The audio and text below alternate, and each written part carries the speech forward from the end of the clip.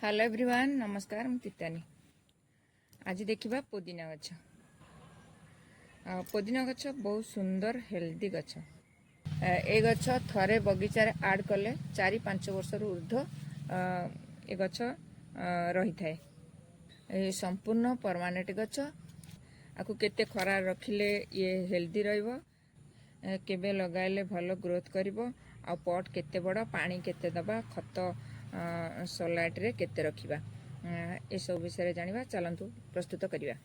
पुदीना गछ अक्टोबर रे नर्सरी आइले भलो 30-40 टंका भितर पड़ी थाए। ए गछ ए गछर डाळ इजी रे ग्रो हो जाय थाए।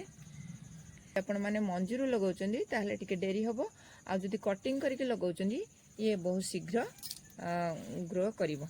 जदि मंजी रखिया को चाहउचंती ताहले बसंत ऋतु रे रखिबे, जोटा कि फेब्रुआरी मार्च भितर पुदीना गछ 15-20-25 डिग्री सेल्सियस भितर रहिले भलो ग्रो करि थाए। पुदीना गछ को पानी सबुदिन देबे, अन्य दिन रे माटी सुखिले पानी देबे। पुदीना गछर पत्र जिते बेले चाहिए काटी खाई परिबे, आ ताको मध्य सुखेइकरी गुंड करी रखी सकाळु खाली पेटरे आपण माने आको खाइकरी पानी पीले ये गैस्ट्रिक भल होता है, आ देहर बहुत प्रकार रोग ये भल करि थाए। अन्य दिन रे ताकू सेमी सीड रे रखिबे, जेबे बसंत ऋतु आसीबो सेबे ताकू खरा रे रखिबे।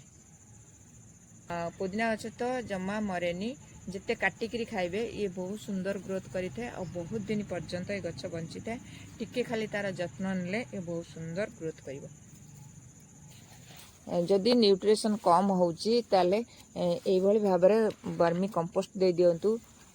चारिपट को मड़ेकरी पियाज चोपा को सुखे गुंड करी आधरे दियंतु। एथिरे बहुत सारा calcium, potassium, sodium, phosphorus, nitrogen बहुत मात्रा रही थाए। गछ को संपूर्ण हेल्दी करि थाए, और जेते काटुचंती तार सेते ब्रांच आसी थाए।